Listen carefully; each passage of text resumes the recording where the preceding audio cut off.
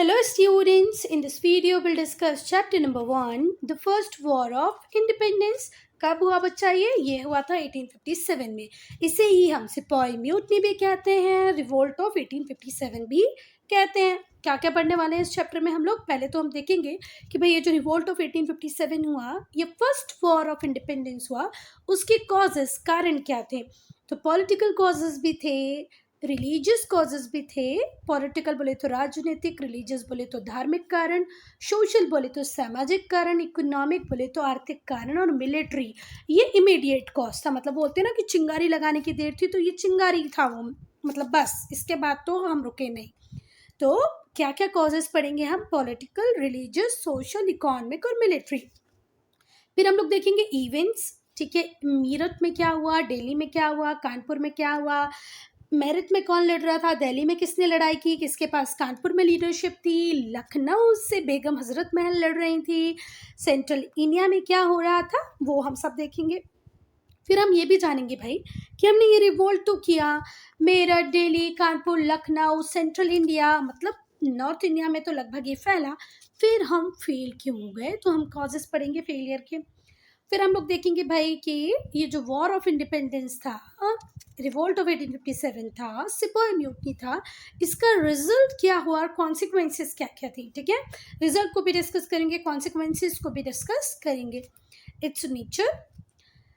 अब देखो, कुछ जो ब्रिटिश हिस्टोरियंस हैं वो इसे सिर्फ सिपाही म्यूटनी कहते हैं, और जो इंडियन हिस्टोरियंस हैं, जो इंडिया के पर्सपेक्टिव से हिस्ट्री को लिखते हैं, वो इसे फर्स्ट वॉर ऑफ इंडिपेंडेंस कहते हैं। तो हम पॉइंट वाइज एनालाइज करेंगे कि क्या ये वॉर ऑफ इंडिपेंडेंस था या ये सिपाही म्यूटनी था। ठीक, कोई बात, चलें आगे। चलो, तो जो इंडियन नेशनलिस्ट थे वो डिस्क्राइब करते हैं ग्रेट अपराइजिंग को, जो 1857 में हुई, as first war of independence. ठीक, कोई बात। हमारे जितने भी इंडियन हिस्टोरियंस हैं, जितने भी हमारे राष्ट्रवादी नेता हैं, राइटर्स हैं, सब क्या बोलते हैं कि ये जो ग्रेट अपराइजिंग हुई थी ना 1857 में, ये तो फर्स्ट वॉर ऑफ इंडिपेंडेंस था, हमने आज़ादी के लिए पहली बार लड़ाई की।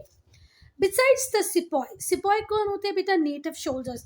जो अंग्रेज थे वो हमारे जो सिपाही होते हैं ना, देखा होगा आप लोगों ने सिपाही, उनको क्या बोलते थे? सिपाही, ठीक है। Millions of Indian took part in the war. इस वॉर में बच्चा बहुत सारे इंडियंस ने पार्ट लिया, मिलियंस ऑफ इंडियन ने पार्ट लिया था। चलो, अब ये वॉर उस टाइम में हुआ जब हमारे पास, हम भारतीयों के पास बहुत सारे कारण थे, बहुत सारे रीज़न थे अंग्रेजों से गुस्सा होने के, डिसकंटेंटमेंट के, उनके टुवर्ड्स असंतोष दिखाने के। ठीक हुई बात। ये जो वर्ड है डिसकंटेंटमेंट, इसका मीनिंग होता है बेटा असंतोष, ठीक है।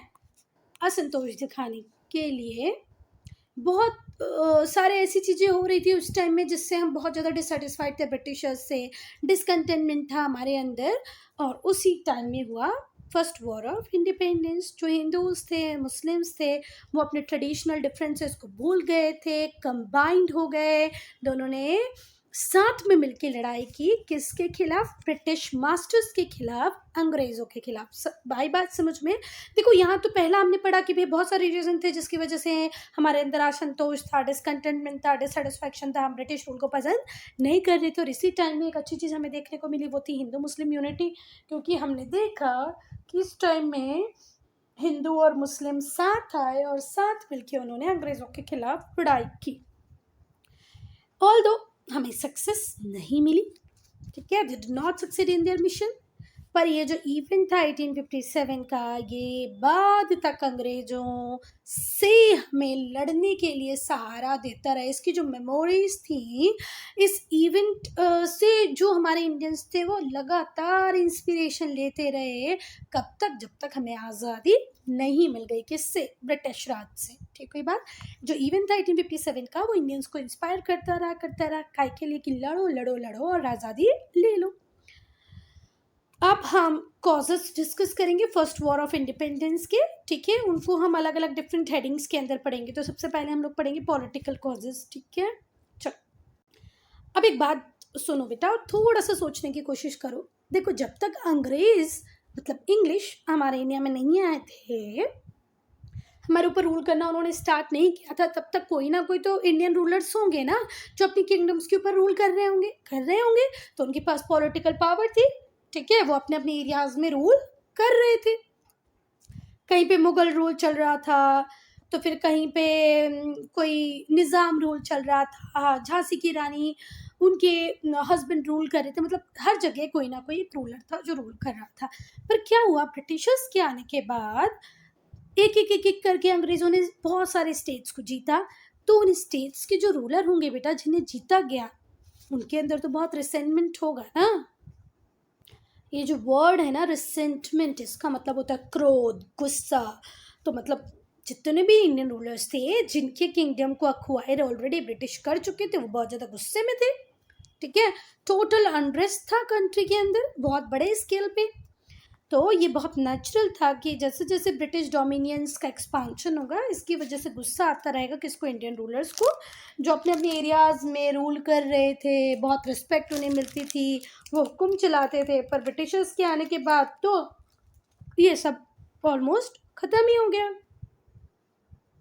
अच्छा, इसके अलावा भी देखो, चलो ये तो चल ही रहा था, इसके साथ साथ राजा लोगों ने कहीं कहीं अपने आप को सेटिस्फाई भी कर लिया था कि यार ठीक है, हमारा फाइनल फेट यही है।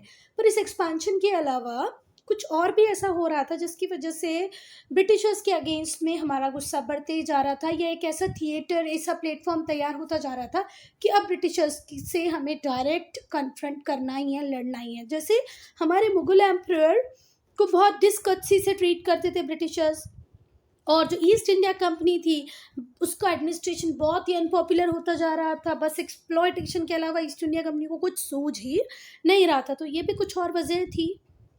तो फर्स्ट तो हम लोग पढ़ेंगे कि हेडिंग को बच्चा, expansion of British dominions. British dominions का एक्सपांशन कैसे हो रहा था देखो।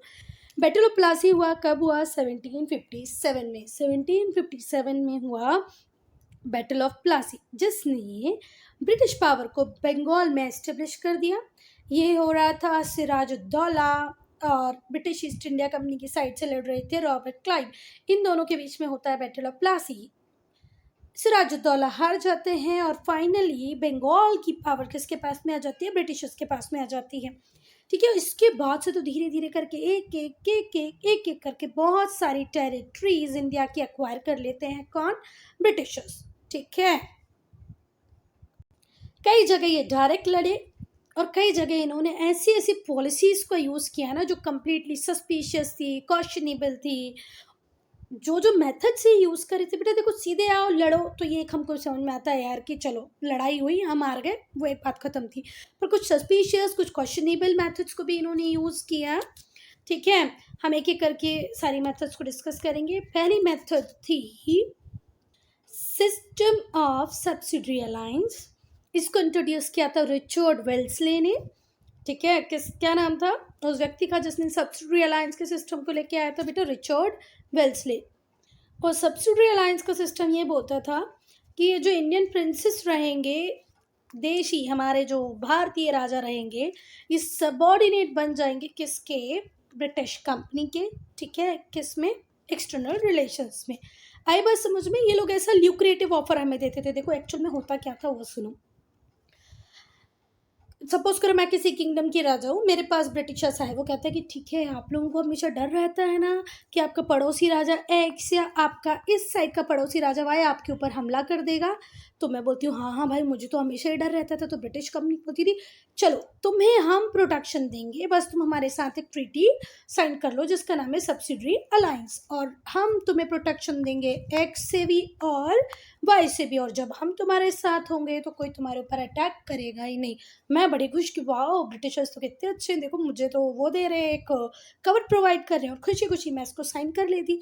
पर एक्चुअल में होता क्या, मैं अपनी सोवरनिटी को खुशी खुशी किसको दे रही थी, ब्रिटिशर्स को। ब्रिटिशर्स मुझे पपिट की तरह जिस तरीके से भी चलाते मुझे चलना पड़ता, गलती तो मेरी ही थी ना। ये है रिचर्ड वेल्सले। तो रिचर्ड वेल्सले कब से कब तक गवर्नर जनरल रहे, 1798 से 1805 तक, ठीक है। और इनकी इच्छा थी कि ऐसा कॉम्प्रहेंसिव सिस्टम आए अलायंस का, पॉलिटिकल रिलेशन का, जिसकी मदद से ये हिंदुस्तान के ऊपर कब्जा जमा सकें, पूरे इंडिया में सिस्टम ऑफ सब्सिडियरी अलायंस को पहुंचा सकेंगे। इनकी दिली इच्छा थी किसकी? रिचर्ड वेल्सली की। और बेटा सब्सिडियरी अलायंस के थ्रू इन्होंने बहुत सारी टेरिटरीज और रिसोर्सेज ईस्ट इंडिया कंपनी के साथ जोड़ दिए। जितने भी इंडियन रूलर्स थे जो एंटर करते थे सब्सिडियरी अलायंस में, उन्हें क्या करना पड़ता था? अपनी कैपिटल में जो भी उनका स्टेट था, जो भी उनका एरिया था जिसके ऊपर वो रूल कर रहे थे, उसमें उसकी जो कैपिटल, देखो कैपिटल तो हर किंग की होती थी, उसमें ब्रिटिश आर्मी को मेंटेन करना पड़ता था। ठीक है, जब ब्रिटिशर्स ने मुझे बोला कि तुम्हारे ऊपर ना ही तो एक्स कब्जा कर पाएगा, अटैक कर पाएगा, ना वाई, तो मैंने बोला ये तो बहुत अच्छी बात है। पर उन्होंने कहा कि ठीक है ना, तुम्हारा जो ये एम्पायर है इसकी कैपिटल में हमारी ब्रिटिश आर्मी को मेंटेन रखो। तो मैं ब्रिटिश आर्मी को अपनी एरिया में मेंटेन करती थी। अब इस वजह से हुआ क्या, मेरी जो खुद की आर्मी थी मैंने उसको बोल दिया तुम घर बैठो, मेंटेन किसकी आर्मी कर रही हूँ? ब्रिटिश की आर्मी। अब जिस दिन ब्रिटिशर्स चाहेंगे उस दिन मेरे ऊपर अटैक कर देंगे, क्योंकि मेरी तो अपनी आर्मी है ही नहीं ना बेटा, मैं तो किसकी आर्मी को मेंटेन कर रही हूँ? ब्रिटिश की आर्मी को। आई बात समझ में? नहीं आई तो आगे आ जाएगी, चलो छोड़ो। तो जितने भी इंडियन रूलर्स जो सब्सिडियरी अलायंस सिस्टम का पार्ट बनते थे, उन्हें अपनी स्टेट की कैपिटल में ब्रिटिश आर्मी को मेंटेन करना पड़ता था। ठीक है, या तो उन्हें पैसा या तो कुछ टेरिटरी दे दो कंपनी को, जिससे कि ब्रिटिश ट्रूप्स को वो मेंटेन कर पाए, या तो आप खुद उनकी रिस्पॉन्सिबिलिटी ले लो कि भैया ब्रिटिश ट्रूप को खाना पीना सैलरी हम देंगे, अदरवाइज तुम थोड़ा सी अपनी टेरिटरी का पार्ट दे दो ब्रिटिशर्स को, ब्रिटिशर्स अपने हिसाब से फिर उसको हैंडल करेंगे, उनकी सैलरी वगैरह खुद दे दिया करेंगे। अच्छा, एक कंडीशन और रखी कि जितने भी नॉन इंग्लिश यूरोपियन होंगे, मतलब स्पेनिश, डच, फ्रेंच, पोर्तुगीज, इन सबको अपने स्टेट से निकालना पड़ेगा। भले वो आपकी आर्मी में हो, आपके सिविल सर्विस में हो, उन्हें कोई मतलब नहीं है। समझ में आई? आपके एरिया में ही अगर आपने सब्सिडियरी अलायंस साइन किया है तो सिर्फ इंग्लिश यूरोपियन ही रहेंगे, और कोई यूरोपियन आपकी स्टेट में रहना नहीं चाहिए। They have to keep British official, एक ब्रिटिश ऑफिशियल जिसे कहा गया रेसिडेंट, वो आपकी कैपिटल में रहेगा। मतलब आप अगर राजा हो, जैसे सपोज करो मैंने बोला ना कि मैंने अभी सब्सिडियरी अलायंस को साइन किया, तो मेरी कैपिटल में हमेशा एक ब्रिटिश ऑफिशियल रहेगा, जिसे मैं क्या कहूँगी? रेसिडेंट। ठीक हुई बात? अब अगर मुझे किसी भी दूसरे स्टेट के साथ डील करनी है ना बेटा, तो रेसिडेंट के थ्रू ही डील होगी। मतलब अब मेरे इंटरनल मैटर हो, एक्सटर्नल मैटर हो, उन सब में अपनी नाक घुसाने का काम करेगा कौन? ये रेसिडेंट, रिप्रेजेंटेटिव ऑफ ब्रिटिश। अब भैया हमारे हाथ बन चुके हैं, हम कोई डायरेक्ट करस्पॉन्डेंस किसी स्टेट के साथ, कोई रिलेशन, कोई करस्पॉन्डेंस नहीं कर सकते। जो भी कुछ होगा वो किसके थ्रू होगा? रेसिडेंट के थ्रू होगा। ठीक हुई बात? अब इस जाल में कौन कौन सी मछलियां फंसी थी? अच्छा, कौन कौन से लोग थे जिन्होंने बड़ी खुशी से सब्सिडियरी अलायंस को साइन किया था? वो थे हैदराबाद, मैसूर, लखनऊ, पूना, जैसे आज हम पुणे कहते हैं। ठीक है, तो ये पहली फुर्सत मैंने पढ़ गई ये सारे। कोई सोवरेनिटी इनके पास नहीं रही, इंटरनल डिसीजन तो रेसिडेंट, एक्सटर्नल डिसीजन तो रेसिडेंट, अपनी आर्मी नहीं है, बहुत ही प्रॉब्लम में थे बेचारे। कौन? हैदराबाद, मैसूर, लखनऊ, पूना, जिसे आज हम पुणे कहते हैं। सब्सिडियरी अलायंस ने राजा की पोजीशन को सिर्फ क्या करके रख दिया? कठपुतली बना के रख दिया। ठीक है, इंडिपेंडेंट दिखता तो, पर इंडिपेंडेंट होता नहीं। समझ में आई बात? मुझे ऐसे लग रहा कि और मैंने बढ़िया काम किया, मेरे ऊपर ना एक्स अटैक करेगा ना वाई अटैक करेगा, मुझे नहीं पता था एक्स वाई का अटैक ज़्यादा अच्छा था as compare to British rule. पर मूर्खता तो हो गई, अब हो गई तो हो गई। सो सब्सिडियरी अलायंस का जो सिस्टम था वो एक रूलर को पपेट की पोजीशन में लाके खड़ा कर देता था। दूसरे तरफ से देखने को ऐसा लगता था कि भाई ये राजा इंडिपेंडेंट है, बट एक्चुअल में ऐसा होता नहीं था। तो अभी हमने सब्सिडियरी अलायंस को डिस्कस किया, अब हम दूसरी बहुत ही घटिया पॉलिसी को डिस्कस करेंगे जिसका नाम है डॉक्ट्राइन ऑफ।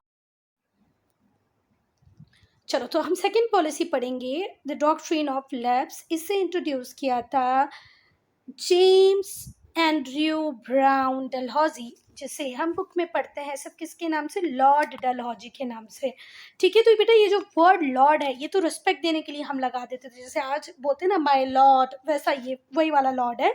तो लॉर्ड वेल्सले, जबकि उनका नाम था रिचर्ड वेल्सले, ऐसे ही डलहौजी का नाम है जेम्स एंड्रयू ब्राउन। ठीक है, ये गवर्नर जनरल रहे इंडिया के कब से कब तक, 1846 से 1856 तक। 1846 से 1856 10 ईयर्स ये इंडिया में रहे और अपनी खतरनाक एनेक्सेशन और कॉन्क्वेस्ट की पॉलिसी के थ्रू इन्होंने इंडिया से बहुत सारी टेरिटरी जीती। किसके लिए? ब्रिटिशर्स के लिए, ठीक है। कुछ में डायरेक्ट कॉन्क्वेस्ट की और कुछ में काम दाम दंड भेद सबका यूज़ किया। देखो डलहौजी हमारे लिए एक नेगेटिव कैरेक्टर है, पर ब्रिटिशर्स के लिए बहुत ही पॉजिटिव, क्योंकि बहुत कम टाइम में बहुत सारी टेरिटरी को इन्होंने एक्वायर कर लिया था इंडिया की। पर ये जो डलहौजी थे, इनकी जो पॉलिसी थी एनेक्सेशन की, कॉन्क्वेस्ट की, दूसरे के एरिया को हथियाने की, जीतने की, उससे क्लियरली ये तो अंदाज़ा लग गया था हमारे प्रिंस को, हमारे राजाओं को, हमारे राजकुमारों को कि भैया अब हम सेफ नहीं हैं।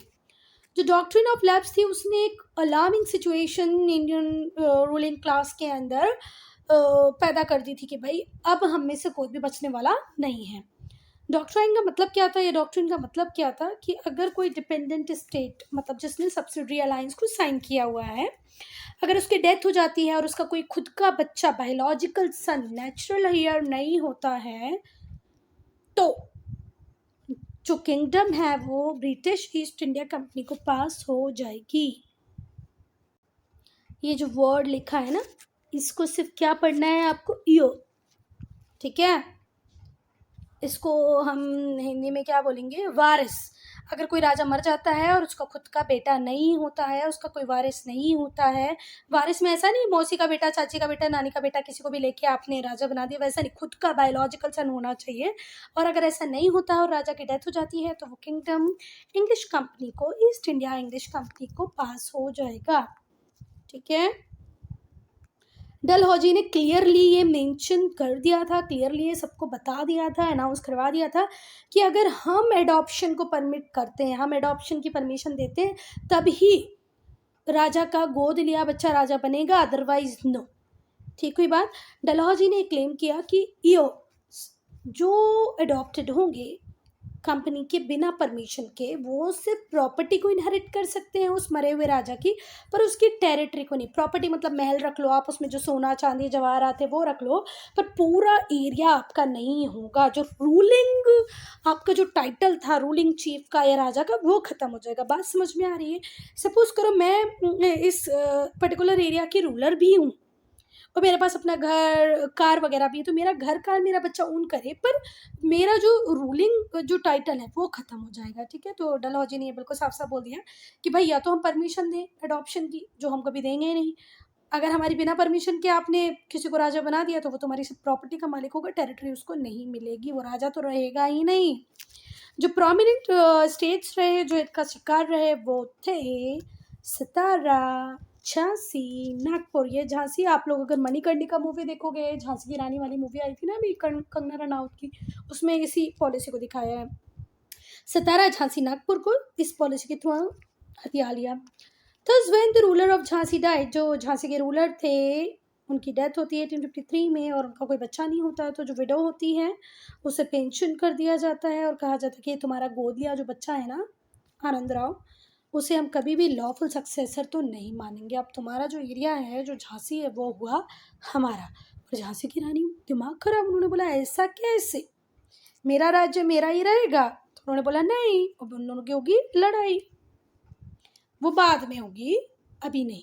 अभी तो झांसी की रानी ने सुन लिया, ठीक है भाई, सुन लिया मैंने।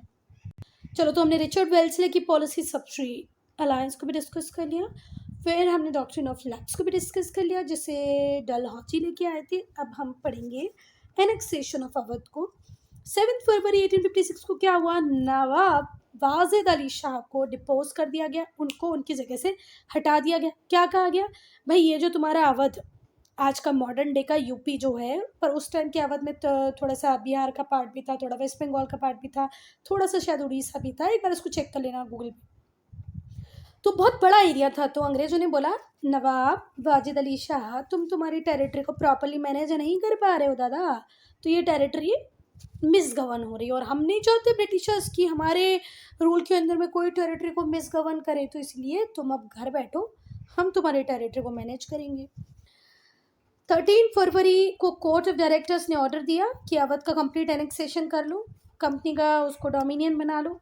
जो ऐसे ही एनेक्सेशन हुआ अवध का, बहुत सारे लोग इतना डिससेटिस्फाई हुए कि हमारे राजा के ऊपर ये एलिगेशंस कैसे लगा दिए, हमारे एरिया का एनेक्सेशन। उधर के लोग वैसे भी थोड़े से, मतलब यूपी वाले अपन लोग वैसे होते हैं ना लड़ने वाले, तो हमको पसंद ही नहीं आती ये बात।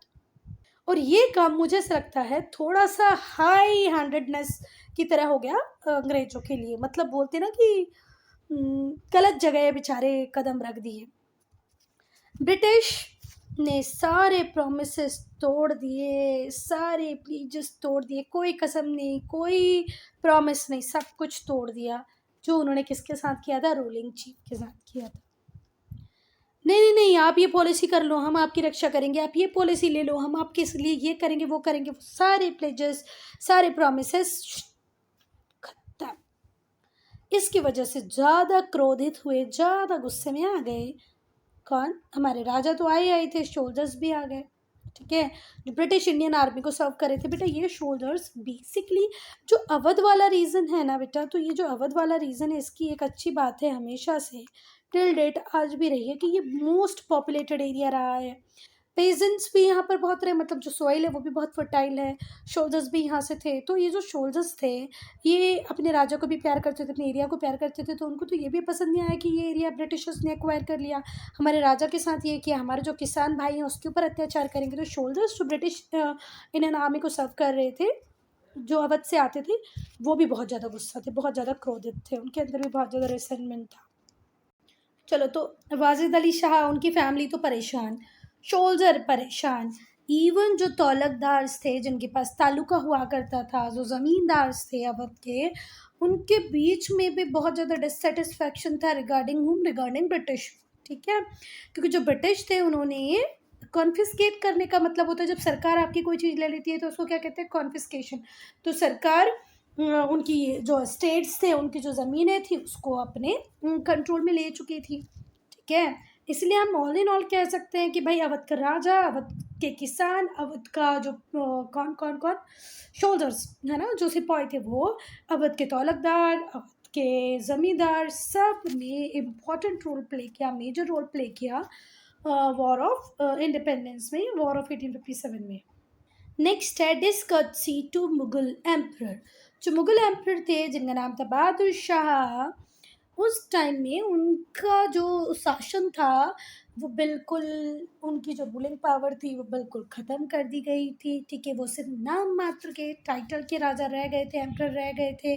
ठीक है, उनके पास कोई भी शक्तियाँ, कोई भी पावर। इतना सब तो हो गया था, पर इसके अलावा भी थोड़ा डिवैल्यूएशन अभी भी बाकी था। वो पूरा किसने किया? वो किया लॉर्ड डलहौजी ने। लॉर्ड डलहौजी ने अनाउंस कर दिया कि बहादुर शाह जफ़र का जो सक्सेसर होगा उसे इस इम्पीरियल पैलेस को छोड़ के जाना पड़ेगा। ठीक है, मतलब अब भाई बहादुर शाह जफ़र, आप कान खोल के सुन लो कि आपके आने वाले जो सक्सेसर हैं, जो आपके बच्चे हैं, वो अब रेड फोर्ट में तो नहीं रहेंगे। ठीक है, बात पहली बेइज्जती, घोर बेइज्जती तो कर दी लॉर्ड डलहौजी ने। कहा कि तुम ये जो नाम मात्र के राजा रह भी गए हो ना, वहाँ आगे तुम्हारे बच्चों को हम रेड फोर्ट में नहीं रहने देंगे। फिर 1856 में लॉर्ड कैनिंग आए, उन्होंने तो ये भी कह दिया कि बहादुर शाह जफ़र के बच्चों को कोई इम्पीरियल टाइटल ही नहीं मिलेगा, एम्परर, किंग, ऐसा कुछ भी नहीं होगा। ठीक है, बस अब ख़त्म, राजाओं का राजा शासन वगैरह सब खत्म। तो एक बोल रहा है कि तुम रेड फोर्ट में नहीं रहोगे, दूसरा बोल रहा है तुम्हारा अब इंपीरियल टाइटल भी खत्म। ये जो डिस्कस्सी थी मुगल एम्परर के अगेंस्ट में, इसने भी लोगों के सेंटिमेंट को कंसिडरेबली हर्ट किया। उस टाइम जितने भी मुस्लिम्स थे और जितने भी लोग ऐसे थे जो मुगल रूल से सेटिस्फाई थे, हिंदू थे पर मुगल रूल जिनको पसंद था, जो मुगल रूल से सेटिस्फाई थे, उन सबको भी बहुत बुरा लगा कि भाई अंग्रेज आखिर करना क्या चाह रहे हैं। उधर वाजिद अली शाह को, इधर हमारे कौन थे भाई वो सिराजुद्दौला, सबको तो ये मार मार के परेशान कर रहे हैं। अब हमारे राजा को भी बोल रहे हैं कि नहीं भाई अब आप तो रेड फोर्ट खाली करो। तो कुछ लोगों को ये चीज़ें अच्छी नहीं लग रही थी। नेक्स्ट था कि क्या ट्रीटमेंट मिला हमारे नाना साहब को। तो डलहौजी जो था उसने बोल दिया कि वो नाना साहब को पेंशन नहीं देगा। उसने रिफ्यूज़ कर दिया नाना साहब की पेंशन को। क्यों रिफ्यूज़ कर दिया भैया? क्योंकि जो नाना साहब थे ये अडॉप्टेड सन थे, गोद लिए हुए बच्चे थे। किसके? एक्स पेशवा बाजीराव टू के गोद लिए बच्चे थे नाना साहब। तो डलहौजी ने बोला भाई अडॉप्शन को तो हम मानते ही नहीं है, तुम्हें कोई पेंशन वेंशन नहीं मिलेगी। इस वजह से भी भैया बहुत परेशानी उठानी पड़ी किसको, नाना साहब को। उन्होंने पहले तो कोशिश की कि लीगली जो भी मैं हो सकता हूँ वो करूँ, लड़ूँ नहीं अंग्रेज़ों से, इनसे बात करूँ कि भाई आपको मुझे पेंशन देनी चाहिए। और अभी तक तो मुस्लिम परेशान थे। मुस्लिम क्यों परेशान थे भाई कि बहादुर शाह ज़फ़र के बाद हमारा कोई मुग़ल एम्परर नहीं होगा और उनके लोगों को रेड फोर्ट खाली करके जाना पड़ेगा, तो मुस्लिम तो परेशान थे इस बात से। हिंदूज़ को भी बहुत ज़्यादा परेशान कर दिया और नाना साहब तो सबसे ज़्यादा परेशान हो गए। ऐसा कहा जाता था कि नाना साहब के पास बहुत पैसा था, बहुत पैसा। उन्होंने बहुत पैसे को इनहेरिट किया था। इनहेरिट का मतलब क्या होता है, जो आप अपने पापा मम्मी से जो आपको प्रॉपर्टी मिलती है, जो गुण मिलती है, उसको क्या बोलते हैं, इनहेरिटेंस, इनहेरिटेड। तो उनके पास बहुत सारी प्रॉपर्टी थी, है ना, किस बहुत वेल्थ थी इनके पास, इनॉर्मस वेल्थ, मतलब बहुत ज़्यादा पैसा, धन संपत्ति किसके पास थी, नाना साहब के पास थी। ये उनको किससे मिली थी, पेशवा बाजीराव टू से, जो एक्स पेशवा थे। उन्होंने इस पूरे पैसे को लगा दिया किसको अपॉइंट करने में, मैसेंजर्स को अपॉइंट करने में, और इंडिया के डिफरेंट पार्ट में उन्होंने मैसेंजर्स को भेजा। For what, for instigating revolt everywhere. भाई हम अकेले थोड़ी लड़ेंगे, हम जब सब मिल के लड़ेंगे तो कुछ अच्छा हो पाएगा। तो नाना साहब को पता था कि मैं अकेला परेशान नहीं हुआ, ऐसे बहुत लोग हैं जो परेशान हैं। तो उन्होंने सारे एरियाज में मैसेंजर को भेजा, किससे, वो वेल्थ जो उनके पापा उन्हें देके गए थे, जो प्रॉपर्टी उन्होंने इनहेरिट की थी अपने पापा से, उसका यूज़ उन्होंने इस रिवोल्ट को इंस्टिगेट करने में लगा दिया। Then unpopular administration. चलो, एडमिनिस्ट्रेटिव फेलियर किसकी, बेटा ब्रिटिश की। बहुत सारे रीजंस थे जिनकी वजह से ब्रिटिश एडमिनिस्ट्रेशन हाईली अनपॉपुलर था। मतलब कोई भी व्यक्ति ऐसा नहीं था जो ब्रिटिश एडमिनिस्ट्रेशन की तारीफ कर दे। कोई काम ये अच्छा करते ही नहीं थे। इनका तो एक ही काम था ना बेटा, कंपनी जब भी बनती है तो कंपनी काय के लिए होती है, प्रॉफिट के लिए होती है। तो अगर ईस्ट इंडिया कंपनी यहाँ पर आई है, इंडिया में काम कर रही है, तो उसका तो एक ही मोटो होगा ना, प्रॉफिट प्रॉफिट प्रॉफिट और प्रॉफिट। तो वो अपने प्रॉफिट का सोचती और हम इंडियंस का एक्सप्लॉयटेशन करती जाती है, जिस वजह से हमारे इंडियंस बहुत ज़्यादा परेशान हो गए थे और उनका रूल बहुत ही अनपॉपुलर था। तो पहला जो रीज़न है वो पढ़ेंगे। लोगों के पास समझ में आ गई थी कि जो इंग्लिश लॉज हैं, इंग्लिश लैंग्वेज है ना, इसकी वजह से हमें अपनी कंट्री में ऐसा लगता है कि भैया हम तो बिल्कुल आउट ऑफ द बॉक्स हो गए, ठीक है, समझ ही नहीं आ रही है, सूझ ही नहीं पड़ रही क्या करना। तो people found themselves out of place. किसकी वजह से, इस अंग्रेजी भाषा, अंग्रेजी नियम, अंग्रेजी कानूनों की वजह से। जो ब्रिटिश ऑफिशियल्स थे उनको कोई नॉलेज नहीं था of manners, custom and habits of the people. अंग्रेज को तो हमारे कल्चर का, हमारे कस्टम का, ट्रेडिशन का नॉलेज था ही नहीं, ना ही वो इस नॉलेज को लेना चाहते थे। वो तो चाहते थे कि हम पूरे अंग्रेज बन जाएं, हम सब कुछ सीख जाएं। दूसरा जो बड़ा कारण था वो ये था कि बेटा जितनी भी हाई पोस्ट होती थी, हाई ऑफिसेस होते थे, भले वो आर्मी का हो, सिविल सर्विसेज का हो, एडमिनिस्ट्रेशन का हो, उसमें कभी भी किसी इंडियंस को इंक्लूड नहीं करते थे ये लोग। मतलब जितने भी टॉप नॉच पोजीशंस होते थे वो हमेशा रिजर्व रहती थी ब्रिटिशर्स के लिए। इंडियंस वर एक्सक्लूडेड, इंडियंस को एक्सक्लूड किया जाता था। जितने भी हाई ऑफिसर्स होते थे उनसे, आर्मी हो चाहे एडमिनिस्ट्रेशन हो। जो ब्रिटिश ऑफिशियल्स थे, तीसरा रीज़न था, ये जो ब्रिटिश ऑफिशियल्स थे ये अपने आप को इतना सुपीरियर समझते थे, इतना होशियार समझते थे कि हम इंडियंस के अगेंस्ट में इनका ग्रेट कंटेम्प्ट देखने को मिलता था, हमारी अवमानना, हमारा अपमान ही करते रहते थे। इनका जो एरोगेंस था, ठीक है, किसके टुवर्ड्स, इंडियन नेटिव्स के टुवर्ड्स, ये हमें इस तरीके से समझते थे कि हम तो बिल्कुल क्या है, ह्यूमन बीइंग है ही नहीं, अनडिजर्विंग ह्यूमन बीइंग है, हमें तो मतलब इंसान कहलाने का हक ही नहीं है। इस तरीके से हमें ट्रीट करते थे। नेक्स्ट फिफ्थ है the vague and floating rumours. बहुत सारी अफवाहें उड़ने लगी towards British rule, British empire, ठीक है। तो बहुत सारे वेग और फ्लोटिंग र्यूमर्स थे, अफवाहें थी, बहुत सारी नहीं, बहुत सारी। कुछ लोगों का ऐसा बिलीव था, कुछ लोगों का ऐसा मानना था कि ब्रिटिश पावर में कब आए थे, 1757 को, तो पूरे 100 साल रूल करेंगे और 100वें साल 1857 में इनका रूल हो जाएगा ख़त्म। तो लोग 1857 आते ही बड़े खुश हो गए कि यार इस साल तो इन्हें निपटा ही देना है। ऐसी अफवाहें उड़ने लगी थी कि बस ये 100 साल रूल कर पाएंगे। अब हम लोग डिस्कस करेंगे रिलीजियस एंड सोशल कॉजेज, धार्मिक और सामाजिक कारण। ठीक है बात, तो सामाजिक धार्मिक फैक्टर्स जो थे उस टाइम में, जो बहुत ज़्यादा अनईज का रीज़न बने लोगों के बीच में, लोगों को ऐसा लगने लगा कि भाई रूलर बने तब तक ठीक था, अब तो ये हमारे धर्म में, अब तो ये हमारे समाज में भी कुछ ऐसा कर रहे हैं जो हमें बिल्कुल पसंद नहीं है। तो लोग एकदम भड़क चुके थे इस टाइम तक। तो पहला जो सबसे बड़ा डर था वो ये था कि ब्रिटिशर्स हमें क्या बना देंगे, Christian. Fear regarding mass conversion to Christianity. और अच्छा, अंग्रेज कर भी रहे थे ऐसा, जितनी ब्रिटिश मिशनरीज थी वो इंडियंस को, हिंदू को, मुस्लिम को क्या बना रही थी, क्रिश्चियन बना भी रही थी। तो इसमें कुछ ऐसा नहीं था कि बिल्कुल र्यूमर ही थे, ये तो एक्चुअल में हो रहा था। जो एक्टिविटीज़ थी क्रिश्चियन मिशनरीज की, उसने अलार्मिंग सिचुएशन हिंदूज और मुस्लिम के बीच में पैदा कर दी थी। ये लोग क्रिश्चियन डॉक्ट्राइन्स को पढ़ाते थे, कहाँ पर, स्कूल्स में कंपलसरी कर दिया था कि आपको क्रिश्चियन डॉक्ट्राइन्स को पढ़ना है, क्योंकि स्कूल्स उस टाइम में सबसे ज़्यादा खोल रहे थे क्रिश्चियन मिशनरीज। आज भी आप जो कॉन्वेंट स्कूल देखते हो, सेंट पॉल हो, माँ ग्रेगोरियस हो, कॉन्वेंट हो, ये सब इन्हीं के खोले हुए स्कूल थे ना। तो सेंट राफेल्स, सेंट पॉल, है ना, सब इनके स्कूल हैं। तो इनकी जो टीचिंग थी क्रिश्चियन डॉक्ट्राइन्स की, ये कंपलसरी हो गई कि भाई स्कूल में तो आपको ये पढ़ना ही है। बाइबल को इंट्रोड्यूस किया गया, ठीक है, सिर्फ इस क्रिश्चियन इंस्टीट्यूशंस में नहीं, पर गवर्नमेंट स्कूल्स में भी बाइबल पढ़ाई जाने लगी।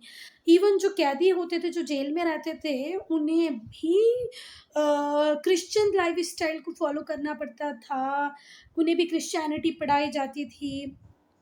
जो ऑफिशियल्स थे वो ओपनली क्रिश्चियन डॉक्ट्राइन्स को मॉस्क में और टेम्पल्स में भी पढ़ाने की बात करते थे, इवन पढ़ाते भी थे।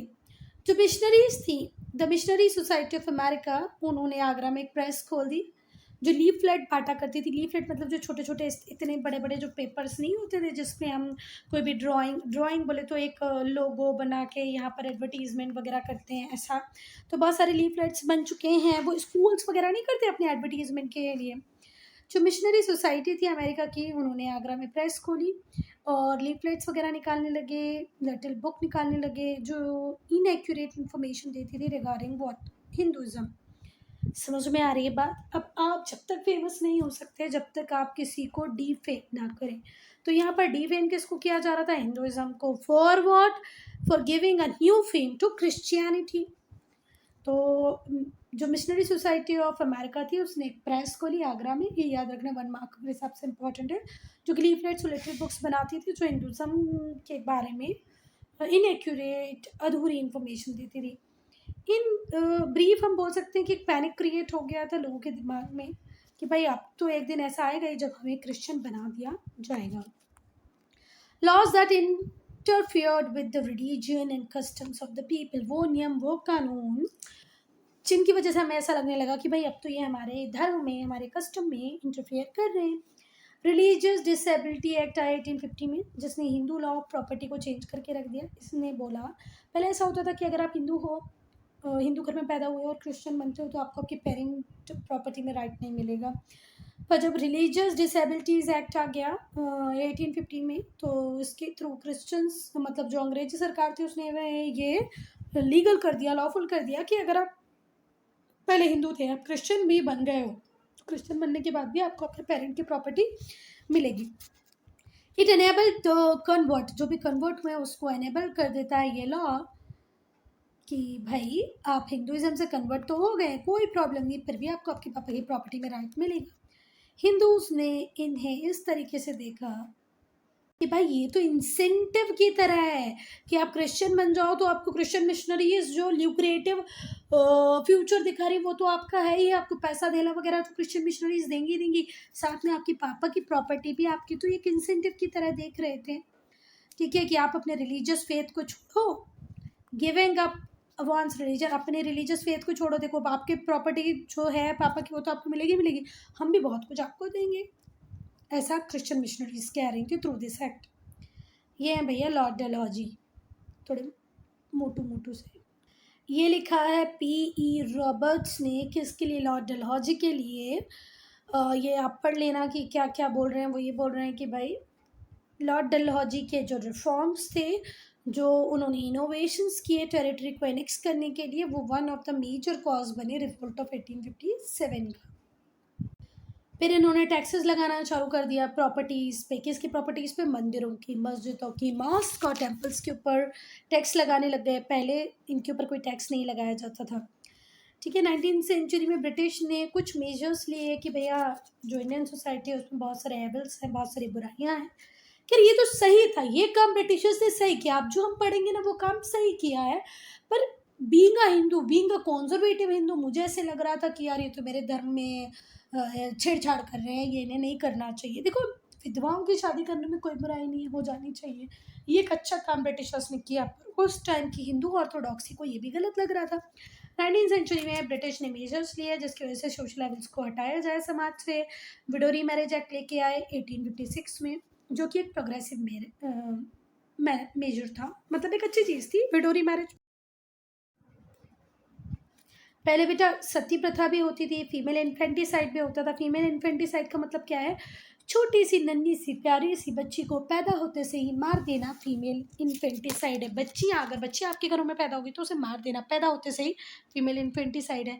दूसरा, सती प्रथा होती थी। अगर किसी वाइफ के हस्बैंड की डेथ हो जाती है तो वो तो मर गया, उसकी डेड बॉडी को तो हम जलाएंगे, पर जिंदा औरत को सजा धजा के उसके ऊपर बिठा के भी जला देंगे। ये होता था सती। जैसे ये फ्यूनरल पायर हो रहा है, इस फ्यूनरल पायर में इस हस्बैंड की डेड बॉडी को रख दिया गया और ऊपर से वाइफ बैठ जाएगी सुंदर सी सज धज के और उसको जिंदा ही जला देंगे। इस प्रथा को क्या कहते थे? सती। ये भी बहुत इनह्यूमन था। पैदा हुई बच्ची को मार देना उससे भी ज़्यादा इनह्यूमन था, दोनों ही इनह्यूमन थे। तो अंग्रेजों ने कहा ये प्रोहिबिट होगा भैया, वैसा सती प्रथा खत्म, फीमेल इन्फेंटिसाइड नहीं होना चाहिए। कुछ रिफॉर्मर्स हमारे इंडियंस जैसे राजा राम मोहन रॉय, इनका एक मेजर रोल रहा सती प्रथा को बैन करवाने में। केशव चंद्र सेन, इन्होंने भी सती प्रथा के अगेंस्ट में, फीमेल इन्फेंटिसाइड के अगेंस्ट में लड़ाई की। पर हिंदू ऑर्थोडॉक्सी ने तो इसको फेवरेबल तरीके से नहीं देखा, इन फेवर्स को पॉजिटिवली नहीं लिया। They raised the cry that religion was in danger, और चिल्लाने लगे लोग, भैया अब हमारा धर्म भी संकट में, सती प्रथा खत्म, बच्चियों को नहीं मारने दे रहे हैं, छोटी छोटी बच्चों की शादी नहीं करने दे रहे हैं, इनको पढ़ाने की बात कर रहे हैं, विधवाओं की दोबारा शादी कर दे रही है, ये गलत है, गलत है, गलत है, ऐसा नहीं होना चाहिए। ये कौन चिल्लाती है? हमारी हिंदू ऑर्थोडॉक्सी। पर इसमें कोई बुराई नहीं थी बेटा, ये सारे तो रिफॉर्म सही थे। The introduction of railway and telegraph, railway लेके आए, टेलीग्राफ लेके आए। जैसे रेलवे और टेलीग्राफ आया ना बेटा, तो सोशल ऑर्डर को ब्रेक कर दिया थ्रू दिस रिफॉर्म्स। जो कास्ट रूल थे उसको ब्रिटिशर्स ने ख़त्म किया।